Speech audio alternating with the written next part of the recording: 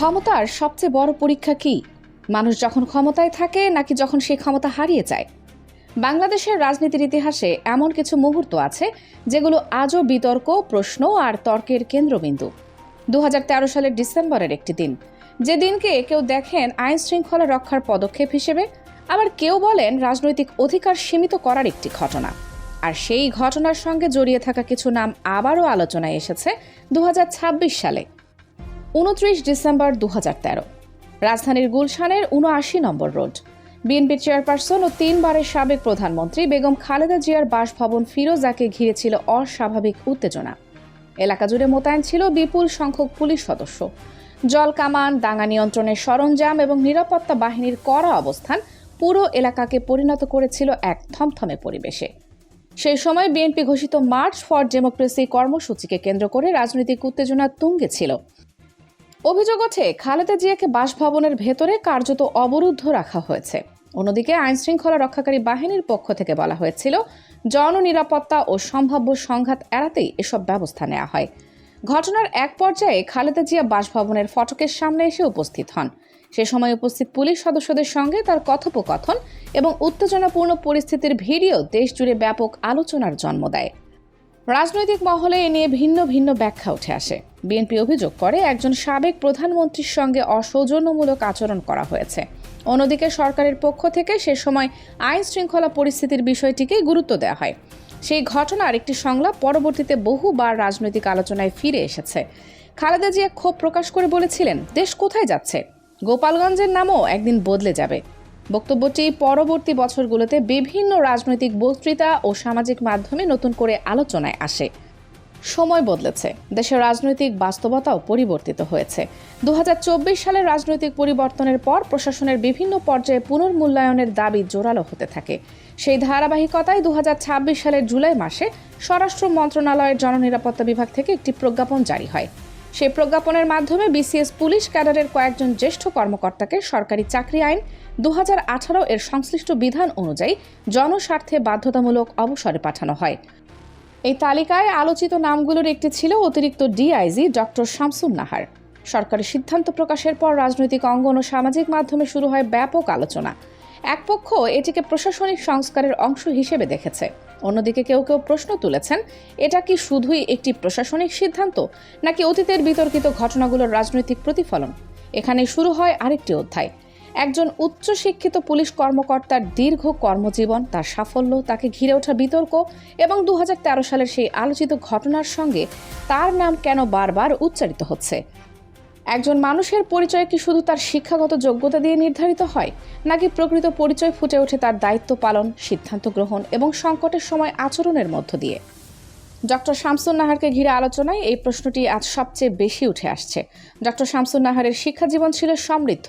তিনি ঢাকা বিশ্ববিদ্যালয়ের রাষ্ট্রবিজ্ঞান বিভাগ থেকে স্নাতক ও স্নাতকোত্তর সম্পন্ন করেন। পরে যুক্তরাজ্যের ইউনিভার্সিটি অব বার্মিংহাম থেকে MBA ডিগ্রি অর্জন করেন। 2021 সালে ঢাকা বিশ্ববিদ্যালয় থেকে PhD ডিগ্রি লাভ করেন। ছাত্রজীবনে তিনি বাংলাদেশ ন্যাশনাল ক্যাডেট কোর BNCCর সঙ্গেও যুক্ত ছিলেন। পরিচিতজনদের ভাষ্য অনুযায়ী সেখান থেকে আইনশৃঙ্খলা রক্ষাকারী বাহিনীতে কাজ করার প্রতি তার আগ্রহ তৈরি হয়। বিসিএস পুলিশ ক্যাডারে যোগ দেওয়ার পর দেশের বিভিন্ন জেলায় গুরুত্বপূর্ণ দায়িত্ব পালন করেন তিনি। সহকর্মীদের কাছে তিনি একজন উচ্চশিক্ষিত কর্মকর্তা হিসেবেই পরিচিত ছিলেন। তবে কর্মজীবনের একটি পর্যায়ে তার নাম রাজনৈতিক বিতর্কেও জড়িয়ে পড়ে। বিশেষ করে 2013 সালের গুলশানের ফিরোজা ভবনের ঘটনায় তার ভূমিকা নিয়ে বিভিন্ন সময় প্রশ্ন ও সমালোচনা উঠে আসে। বিএনপি এবং দলটির সমর্থকদের অভিযোগ ছিল, ওই অভিযানে দায়িত্ব পালনকারী কয়েকজন কর্মকর্তার আচরণ একজন সাবেক প্রধানমন্ত্রীর মর্যাদার সঙ্গে সামঞ্জস্যপূর্ণ ছিল না। অন্যদিকে সে সময় সরকারি মহল থেকে বলা হয়েছিল, পরিস্থিতি নিয়ন্ত্রণ এবং নিরাপত্তা নিশ্চিত করাই ছিল আইনশৃঙ্খলা বাহিনীর মূল উদ্দেশ্য। বছর পেরিয়ে সেই ঘটনার ভিডিও, ছবি এবং স্মৃতিচারণ আবারও সামাজিক মাধ্যমে ছড়িয়ে পড়ে। ফলে পুরনো বিতর্ক নতুন করে আলোচনায় আসে। অনেকে মনে করেন প্রশাসনের গুরুত্বপূর্ণ পদে থাকা কর্মকর্তাদের প্রতিটি সিদ্ধান্ত ভবিষ্যতেও জনসমক্ষে মূল্যায়নের মুখোমুখি হতে হয়। আবার অন্যদের মতে, অতীতের ঘটনাকে বর্তমান রাজনৈতিক বাস্তবতার আলোকে বিচার করার ক্ষেত্রেও সতর্ক থাকা জরুরি। 2026 সালের জুলাই মাসে বাধ্যতামূলক অবসরের সরকারি সিদ্ধান্ত প্রকাশের পর সামাজিক মাধ্যমে নানা ধরনের প্রতিক্রিয়া দেখা যায়। কেউ এটিকে প্রশাসনিক জবাবদিহির অংশ হিসেবে স্বাগত জানান, আবার কেউ বলেন এমন সিদ্ধান্তের পেছনের কারণ সম্পর্কে পূর্ণাঙ্গ ব্যাখ্যা জনসমক্ষে তুলে ধরা প্রয়োজন, যাতে কোনো ধরনের বিভ্রান্তি না থাকে। এদিকে বিভিন্ন গণমাধ্যম ও রাজনৈতিক অঙ্গনে ডক্টর শামসুন নাহারকে ঘিরে আরও নানা অভিযোগের কথাও আলোচিত হচ্ছে। এর মধ্যে ক্ষমতার অপব্যবহার, প্রশাসনিক আচরণ এবং সম্পদের উৎস নিয়ে প্রশ্ন তোলার বিষয় রয়েছে। তবে এসব অভিযোগের অনেকগুলোরই চূড়ান্ত বিচারিক নিষ্পত্তি এখনও প্রকাশ্যে আসেনি। ফলে আইনগত দৃষ্টিকোণ থেকে এগুলোকে অভিযোগ হিসেবেই দেখা হয়, প্রতিষ্ঠিত সত্য হিসেবে নয়। বিশ্লেষকদের মতে একটি গণতান্ত্রিক রাষ্ট্রের জবাবদিহি নিশ্চিত করার সবচেয়ে কার্যকর পথ হল স্বাধীন তদন্ত, স্বচ্ছ বিচারিক প্রক্রিয়া এবং আইনের সমান প্রয়োগ। অভিযোগ যদি সত্য হয় তাহলে আইনের মাধ্যমে তার বিচার হওয়া উচিত, আর অভিযোগ প্রমাণিত না হলে সংশ্লিষ্ট ব্যক্তিরও ন্যায্য অধিকার নিশ্চিত করতে হবে। কারণ রাষ্ট্রের শক্তি শুধু শাস্তি দেওয়ার ক্ষমতায় নয়, বরং ন্যায় বিচার প্রতিষ্ঠার সক্ষমতায়। আর সেই কারণেই 2013 সালের ঘটনাগুলো এবং 2026 সালের প্রশাসনিক সিদ্ধান্ত দুটি আজ বাংলাদেশের রাজনৈতিক ইতিহাসের আলোচিত অধ্যায় হয়ে রয়েছে।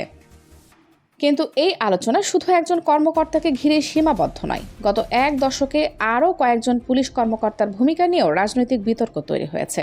বাংলাদেশের রাজনীতিতে ক্ষমতার পালা বদলের সঙ্গে প্রশাসনের ভূমিকা নিয়ে বিতর্ক নতুন নয়।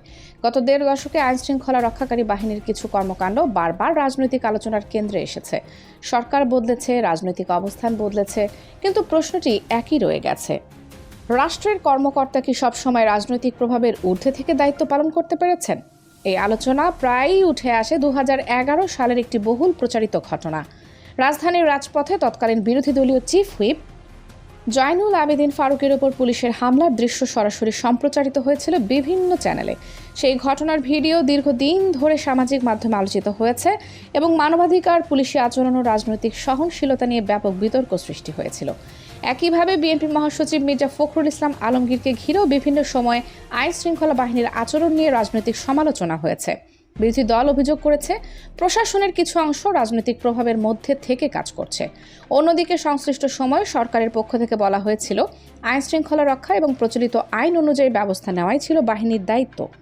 এসব ঘটনা নিয়ে আজও ভিন্ন মত রয়েছে। কেউ মনে করেন এগুলো ছিল রাজনৈতিক দমন পীড়নের উদাহরণ, আবার কেউ বলেন প্রতিটি ঘটনার বিচার হওয়া উচিত তথ্য, প্রমাণ এবং আদালতের রায়ের ভিত্তিতে, রাজনৈতিক বক্তব্যের ভিত্তিতে নয়। 2024 সালের রাজনৈতিক পরিবর্তনের পর প্রশাসনিক সংস্কার, জবাবদিহি এবং অতীতের বিতর্কিত ঘটনাগুলোর মূল্যায়নের দাবি নতুন করে সামনে আসে। সে প্রেক্ষাপটে বিভিন্ন কর্মকর্তা সম্পর্কে প্রশাসনিক সিদ্ধান্ত, তদন্ত বা আইনি প্রক্রিয়ার খবর জনমনে নতুন আলোচনা তৈরি করেছে। তবে কোনো ব্যক্তির বিরুদ্ধে অভিযোগ ওঠা এবং আদালতে তা প্রমাণিত হওয়া, এই দুটি বিষয় এক নয়। একটি আইনের শাসন ভিত্তিক রাষ্ট্রে চূড়ান্ত সিদ্ধান্ত আসে তদন্ত ও বিচারিক প্রক্রিয়ার মাধ্যমে। বিশ্লেষকদের মতে প্রশাসনের প্রতি জনগণের আস্থা ফিরিয়ে আনতে হলে কয়েকটি বিষয় অত্যন্ত গুরুত্বপূর্ণ: স্বচ্ছতা, নিরপেক্ষতা এবং জবাবদিহি। একজন কর্মকর্তা যত উচ্চ পদেই থাকুন না কেন আইনের বাইরে থাকার সুযোগ নেই। আবার একইভাবে কোনো অভিযোগের ভিত্তিতে কাউকে আগে ভাগে দোষী সাব্যস্ত করাও ন্যায় বিচারের পরিপন্থী। ফিরোজা ভবনের সেই আলোচিত দিন, রাজপথের বিভিন্ন সংঘর্ষ, রাজনৈতিক উত্তেজনা এবং পরবর্তী প্রশাসনিক সিদ্ধান্ত, সব মিলিয়ে এগুলো বাংলাদেশের রাজনৈতিক ইতিহাসের গুরুত্বপূর্ণ অধ্যায়। এসব ঘটনার মূল্যায়ন হয়তো ভিন্ন হতে পারে, কিন্তু ইতিহাসের শিক্ষা একটাই: ক্ষমতা চিরস্থায়ী নয়, আর রাষ্ট্রের প্রতিটি প্রতিষ্ঠানের শক্তি নির্ভর করে তার নিরপেক্ষতা ও আইনের প্রতি আনুগত্যের ওপর।